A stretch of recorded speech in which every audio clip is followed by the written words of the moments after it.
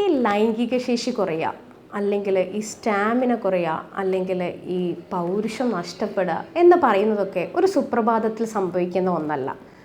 ഈ ഒരു ലൈംഗിക ശേഷി കുറയുന്നതിൻ്റെ മുന്നേ, അല്ലെങ്കിൽ ഈ ലൈംഗികതയോട് താല്പര്യം കുറയുന്നതിൻ്റെ മുന്നേ, അല്ലെങ്കിൽ നിങ്ങൾക്ക് ഉദ്ധാരണത്തിൽ പ്രശ്നങ്ങൾ തുടങ്ങുന്നതിൻ്റെ മുന്നേ, അല്ലെങ്കിൽ ശീഘ്രസ്ഖലനത്തിൻ്റെ പ്രശ്നങ്ങൾ തുടങ്ങുന്നതിൻ്റെ മുന്നേ നിങ്ങളുടെ ശരീരം തന്നെ ഒരുപാട് ലക്ഷണങ്ങൾ നിങ്ങൾക്ക് കാണിച്ചു തരും.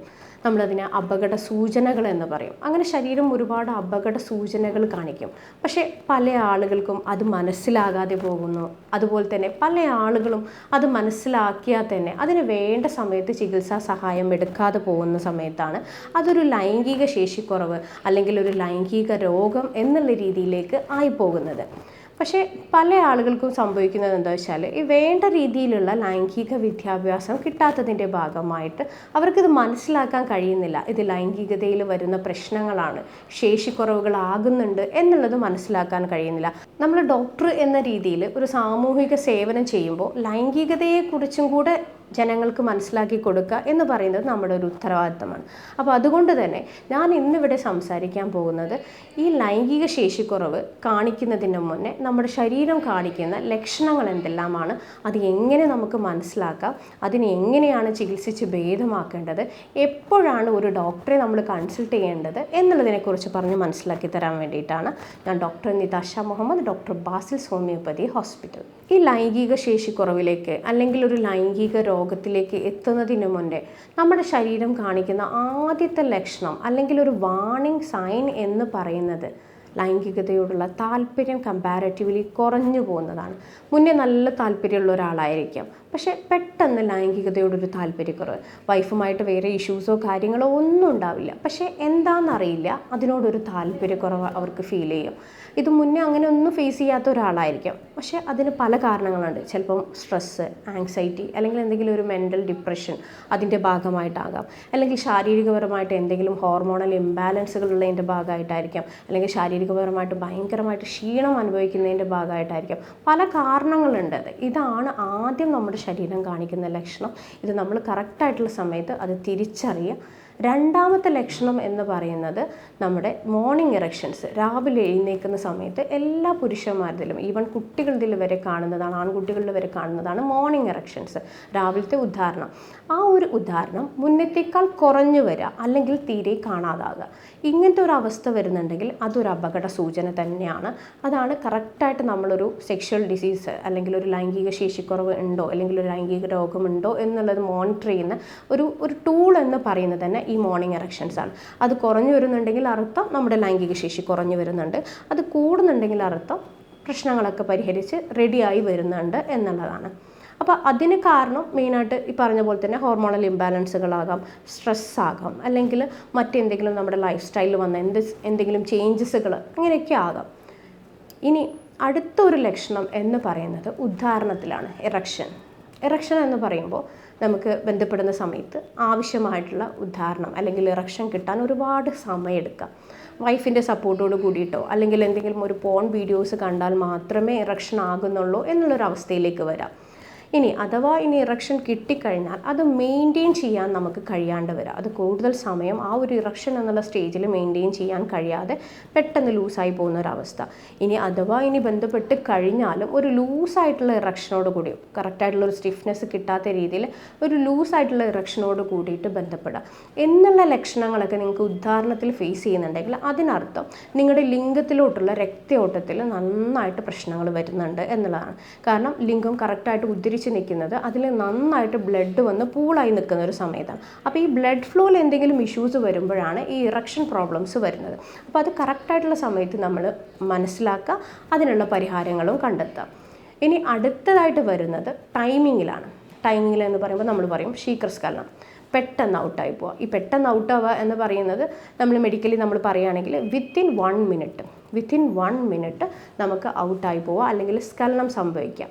ഇതിനാണ് നമ്മൾ പ്രിമച്വർ ഇജാക്കുലേഷൻ അല്ലെങ്കിൽ ശീഘ്രസ്ഖലനം എന്ന് പറയുന്നത്. ഇത് അതിലേക്ക് തന്നെ എത്തണമെന്നില്ല, ശീഘ്രസ്ഖലനം എന്നുള്ളൊരു അസുഖത്തിലേക്ക് തന്നെ എത്തണമെന്നില്ല. അതിൻ്റെ മുന്നേ തന്നെ കമ്പാരിറ്റീവ്ലി നല്ല ടൈമിങ് കിട്ടിയിരുന്ന ഒരാൾ പെട്ടെന്നൊരു ദിവസം ടൈമിങ് ഇങ്ങനെ കുറഞ്ഞ് വരിക.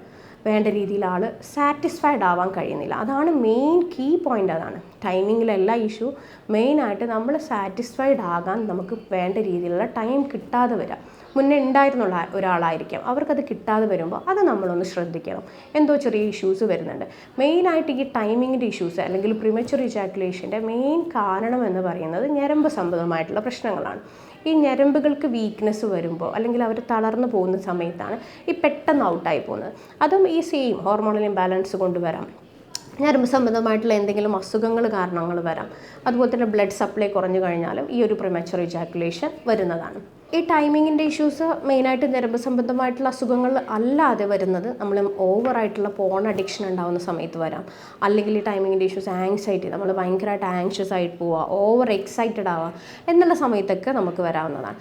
പിന്നെ അടുത്തതായിട്ടുള്ളതാണ് ഇതിപ്പോൾ ഇനി ടൈമിംഗ് കൂടി വരും, ഓവറായിട്ട് ടൈം എടുക്കുക, ഇജാക്കുലേഷൻ സംഭവിക്കാൻ വേണ്ടിയിട്ട് ഒരുപാട് സമയം എടുക്കുക. ആ ഒരു സമയത്തിനുള്ളിൽ നമ്മൾ ശാരീരികപരമായിട്ട് ഭയങ്കരമായിട്ട് ക്ഷീണിച്ചു പോകുന്നൊരവസ്ഥ, എത്ര ടൈം എടുത്തിട്ടും ഔട്ടായി പോകുന്നില്ല എന്നുള്ളൊരവസ്ഥയും ഉണ്ടാകാറുണ്ട്. അത് വളരെ റെയറായിട്ടാണ് കാണാറുള്ളത്, എന്നിരുന്നാലും അങ്ങനത്തെ ഒരു അവസ്ഥയും ഉണ്ടാകാറുണ്ട്. അതും ഞരമ്പ് സംബന്ധമായിട്ടുള്ള പ്രശ്നങ്ങൾ കാരണം ഉണ്ടാകുന്നതാണ്. പിന്നെ ഈ ഒരു ഞാൻ മുന്നേ പറഞ്ഞ പോലെ ഈ ഒരു ഇറക്ഷൻ്റെ പ്രോബ്ലംസ്, അല്ലെങ്കിൽ എപ്പോഴെങ്കിലും ഉദാഹരണത്തിന് കുറച്ച് സമയം എടുക്കുക, അല്ലെങ്കിൽ ഇതുപോലെ പെട്ടെന്ന് ഔട്ടായി പോവുക, പങ്കാളിയെ തൃപ്തിപ്പെടുത്താൻ കഴിയാതെ വരിക. അപ്പോൾ ആ ഒരു കുറച്ച് മുന്നേ എപ്പോഴെങ്കിലും നമ്മുടെ ലൈഫിൽ ഇങ്ങനെ സംഭവിച്ചിട്ടുണ്ടെങ്കിൽ ആ ഒരു ട്രോമ നമ്മുടെ ഉള്ളിൽ കിടക്കും. ഒരു പുരുഷനാണെങ്കിൽ എന്തായാലും ആ ഒരു ട്രോമ ഉള്ളിലുണ്ടാകും. അപ്പോൾ അടുത്തൊരു സമയത്ത് പങ്കാളിയായിട്ട് അപ്രോച്ച് ചെയ്യുന്ന സമയത്ത് ഈ ഒരു ട്രോമ ഉള്ളിൽ കിടക്കുന്നുണ്ടാവും. അപ്പോൾ അവൻ്റെ ഉള്ളിൽ ഒരു ഭയം വരും, എനിക്കിത് കംപ്ലീറ്റ് ചെയ്യാൻ കഴിയുമോ, എനിക്കിതിൽ പെർഫോം ചെയ്യാൻ എന്നുള്ളൊരു ഭയം ഉള്ളിൽ വരാറുണ്ട്. അതിനാണ് നമ്മൾ പെർഫോമൻസ് ആങ്സൈറ്റി എന്ന് പറയുന്നത്. ഒരുപാട് ശതമാനം ആളുകളും ഫേസ് ചെയ്യുന്ന ഒരു സംഭവമാണ് പെർഫോമൻസ് ആങ്സൈറ്റി എന്ന് പറയും. മറ്റ് പത്തോളജിക്കൽ കണ്ടീഷൻസ്, അസുഖങ്ങളോ കാര്യങ്ങളോ ഒന്നുമില്ലെങ്കിൽ പോലും ഈ ഒരു പെർഫോമൻസ് ആങ്സൈറ്റി കാരണം ഒരുപാട് സെക്ഷൽ കംപ്ലയിൻസ് ഉള്ള ഒരുപാട് കപ്പിളിനെ ഞാൻ ഡെയിലി എൻ്റെ ഒപിയിൽ കാണുന്നതാണ്. അപ്പോൾ അതും ഒരു പ്രശ്നം തന്നെയാണ്. അപ്പോൾ അങ്ങനെ ഒരു ഇഷ്യൂ ഉണ്ടെങ്കിൽ നിങ്ങളതും മാക്സിമം അതിനെ മനസ്സിലാക്കി അത് ക്ലിയർ ചെയ്ത് പോവുക, ഇല്ലെങ്കിൽ അത് ഭാവിയിൽ സെക്ഷൽ കംപ്ലയിൻസുകളിലേക്ക് എത്തിപ്പെടാവുന്നതാണ്. ഇനി അടുത്തൊരു ലക്ഷണം എന്ന് പറയുന്നതാണ് ബന്ധപ്പെടുന്ന സമയത്ത് ഭയങ്കരമായിട്ട് വേദന, സെക്സിൻ്റെ സമയത്ത് ഭയങ്കര വേദന അനുഭവപ്പെടുക, അല്ലെങ്കിൽ ഇജാക്കുലേഷൻ്റെ സമയത്ത് ഈ ഔട്ടായി പോകുന്ന സമയത്ത്, സ്ഖലനം സംഭവിക്കുന്ന സമയത്ത് ഭയങ്കരമായിട്ടുള്ള വേദന ഫീൽ ചെയ്യുക. ഇതുണ്ടാവാനുള്ള കാരണം എന്ന് പറയുന്നത് ഒന്നെങ്കിൽ ഇൻഫെക്ഷൻസ്, അല്ലെങ്കിൽ വെരിക്കോസിൽ, അല്ലെങ്കിൽ ഹൈഡ്രോസിൽ വെള്ളം കെട്ടി നിൽക്കുക, ബോൾസിൽ വെള്ളം കെട്ടി നിൽക്കുക, അല്ലെങ്കിൽ വെരിക്കോസിൽ, അല്ലെങ്കിൽ എപ്പിഡൈഡിമസ് എന്നൊക്കെ നമ്മൾ പറയും, അവിടേക്ക് ഇൻഫെക്ഷൻ വരിക. ഈ ഒരു കണ്ടീഷൻസിലൊക്കെ ഈ ഒരു വേദന ഉണ്ടാകാറുണ്ട്. അപ്പോൾ അതും ഒരു ലൈംഗിക ശേഷി കുറയുന്നതിലേക്ക് എത്തിപ്പെടാറുണ്ട്. പിന്നെ ഇനി സ്ഖലനം സംഭവിച്ചു കഴിഞ്ഞാൽ ഈ സെമൻ്റെ ക്വാണ്ടിറ്റിയിൽ പണ്ടത്തേക്കാൾ കുറവ് തോന്നുക, അല്ലെങ്കിൽ അതിൻ്റെ തിക്നെസ്, ശുക്ലത്തിൻ്റെ അളവിൽ കുറവ് തോന്നുക, അല്ലെങ്കിൽ അതിൻ്റെ കൺസിസ്റ്റൻസി ഒന്ന് തിന്നായിട്ട് വരിക, ട്രാൻസ്പാരൻ്റായി മാറുക, ഇതൊക്കെ ഒരു ലൈംഗിക ശേഷി കുറയുന്നതിൻ്റെ ഒരു ലക്ഷണങ്ങളാണ്. അതൊക്കെ കറക്റ്റായിട്ട് സമയത്ത് നമ്മൾ മോണിറ്റർ ചെയ്തുകൊണ്ടിരിക്കണം. അതിനങ്ങനെ ഫേസ് ചെയ്യുന്നുണ്ടെങ്കിൽ, അങ്ങനത്തെ ഇഷ്യൂസ് ഫേസ് ചെയ്യുന്നുണ്ടെങ്കിൽ അതിനുള്ള ട്രീറ്റ്മെൻറ്റുകളും എടുക്കണം. പിന്നെ അടുത്തൊരു പ്രശ്നം എന്ന് പറയുന്നത് പോൺ ഡിപ്പെൻഡൻസിയാണ്. ഈ പോൺ ഡിപ്പെൻഡൻസി അല്ലെങ്കിൽ ഓവർ മാസ്റ്റർബേഷൻ എന്ന് പറയുന്ന ഒരു സംഭവം നിങ്ങൾക്ക് ഒരുപാട് ലൈംഗിക ഇഷ്യൂസുകൾ ഉണ്ടാക്കാറുണ്ട്. അപ്പോൾ ഇതിലുള്ള ലക്ഷണം എന്താണ് കാണിക്കുന്നതെന്ന് വെച്ചാൽ നിങ്ങളുടെ പങ്കാളിയിൽ തൃപ്തിപ്പെടാൻ കഴിയാതെ വരിക. ഒരിക്കലും പാർട്ട്ണറുടെ സെക്സിൽ അല്ലെങ്കിൽ നോർമൽ സെക്സിൽ നമുക്കൊരു സാറ്റിസ്ഫൈഡ് ഫീൽ ഒരിക്കലും കിട്ടാതെ വരാം. എന്നാലോ നമ്മൾ മാസ്റ്റർബേറ്റ് ചെയ്യുന്ന സമയത്ത് നമ്മൾക്ക് ഓക്കെയാണ്, വേറെ പ്രശ്നങ്ങളൊന്നുമില്ല, പോൺ വീഡിയോസ് കാണുന്ന സമയത്തും ഓക്കെയാണ്. അങ്ങനത്തെ ഒരു പ്രശ്നങ്ങൾ നിങ്ങൾ ഫേസ് ചെയ്യുന്നുണ്ടെങ്കിൽ ഈ ഒരു സംഭവം ഇംബാലൻസ്, നോർമൽ സെക്സ് ആസ്വദിക്കാൻ കഴിയാതെ വരാം, അല്ലെങ്കിൽ ഇങ്ങനത്തെ മാസ്റ്റർബേഷൻ ആസ്വദിക്കാൻ കഴിയുന്ന എന്നുള്ളൊരു സംഭവം നിങ്ങൾക്ക് ഉണ്ടാവുന്നുണ്ടെങ്കിൽ അതിന് കാരണം മെയിനായിട്ട് ഡോപ്പാമിൻ സെക്രീഷനാണ്. ഈ ഒരു മാസ്റ്റർബേഷൻ്റെ സമയത്ത് അല്ലെങ്കിൽ പോൺ വാച്ച് ചെയ്യുന്ന സമയത്ത് ഒരുപാട് ഡോപ്പാമിൻ സെക്രീഷൻസ് നിങ്ങളുടെ ബോഡിയിൽ ഉണ്ടാകുന്നുണ്ട്. പക്ഷേ ഓൺ ദ സെയിം ടൈം നിങ്ങൾ നോർമൽ സെക്സ് ഉണ്ടാകുന്ന സമയത്ത് ഒരു നോർമൽ റേഞ്ചിലുള്ള ഡോപ്പാമിൻ സെക്രീഷനെ സംഭവിക്കുന്നുള്ളൂ. അപ്പോൾ ഈ ഒരു ഡിഫറൻസ്, ഈ നോർമലും ഈ ഒരു ഹൈ എന്നുള്ള ആ ഒരു ഡോപ്പാമിൻ ഡിഫറൻസ് നമ്മുടെ ബ്രെയിനിന് സെൻസ് ചെയ്യാൻ കഴിയാതെ വരുമ്പോൾ അത് കൂടുതൽ എക്സൈറ്റഡ് ആവുക മാസ്റ്റർബേഷൻ്റെ സമയത്തായിരിക്കും. പക്ഷേ മെയിനായിട്ട് നിങ്ങൾ ശ്രദ്ധിക്കേണ്ട കാര്യം, ഈ ഒരു ഹൈ ലെവൽ ഡോപ്പാമിൻ നിങ്ങൾക്ക് കൺസിസ്റ്റൻ്റ് ആയിട്ട് കൊണ്ടുപോകാൻ ഒരിക്കലും കഴിയില്ല. അത് നിങ്ങൾക്ക് ഭാവിയിൽ ഇൻ ഫ്യൂച്ചർ ഒരുപാട് സെക്ഷൽ കംപ്ലയിൻസിലേക്ക് നിങ്ങൾക്കത് നയിക്കും. കുറച്ച് കാലം കഴിയുമ്പോൾ ഈ സെക്ഷലി ഒരുപാട് പ്രശ്നങ്ങൾ നിങ്ങൾ അനുഭവിക്കും. പക്ഷേ ഒരു നോർമൽ സെക്സ് ആണെങ്കിൽ അത് നിങ്ങൾക്ക് എന്നും അത് കണ്ടിന്യൂ ചെയ്ത് പോകാൻ കഴിയും.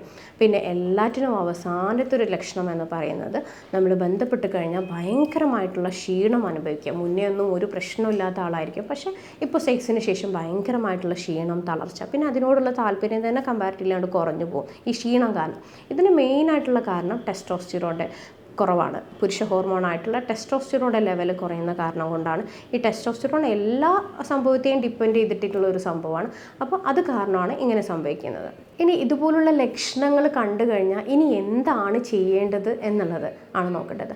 ആദ്യമായിട്ട് തന്നെ നിങ്ങളുടെ മെൻ്റൽ സ്റ്റേറ്റ് എന്താണ് എന്നുള്ളത് നിങ്ങൾ തന്നെ ഒന്ന് എവാലുവേറ്റ് ചെയ്യുക. നിങ്ങൾ സ്ട്രെസ്ഡ് ആണോ, ആങ്ഷ്യസ് ആണോ, അല്ലെങ്കിൽ നിങ്ങൾ ഡിപ്രഷൻ അങ്ങനത്തെ രീതിയിലൊക്കെ ഉള്ള ഒരു സ്റ്റേജിലാണോ നിങ്ങൾ ഇരിക്കുന്നത് എന്നുള്ളത് നിങ്ങൾ ആദ്യം മനസ്സിലാക്കുക. അങ്ങനെയുണ്ടെങ്കിൽ നിങ്ങൾ സ്വമേധയാ അതിന് ഓവർകം ചെയ്യാൻ ശ്രമിക്കുക. ഇല്ലെങ്കിൽ ഒരു മെഡിസിനൽ ഹെൽപ്പോ അല്ലെങ്കിൽ ഒരു ഡോക്ടറുടെ ഹെൽപ്പോ മസ്റ്റായിട്ട് തേടേണ്ടതാണ്. രണ്ടാമതായിട്ട് നിങ്ങൾക്ക് എന്തെങ്കിലും ലൈഫ് സ്റ്റൈൽ ഡിസോർഡേഴ്സ്, എന്തെങ്കിലും അസുഖങ്ങൾ, പെത്തോളജിക്കൽ കണ്ടീഷൻസ് ഉണ്ട് എന്നുണ്ടെങ്കിൽ ഒരു ബ്ലഡ് ടെസ്റ്റുകൾ മസ്റ്റായിട്ട് ചെയ്യുക. നിങ്ങളുടെ ബ്ലഡ് മോണിറ്റർ ചെയ്യുക, ഇൻവെസ്റ്റിഗേഷൻസ് നടത്തുക, ഹോർമോണൽ ടെസ്റ്റുകളൊക്കെ നടത്തുക. പിന്നെ അടുത്തതായിട്ട് ശ്രദ്ധിക്കേണ്ടതാണ് നിങ്ങളുടെ ലൈഫ് സ്റ്റൈലിൽ ചേഞ്ചസ് വരുത്തുക.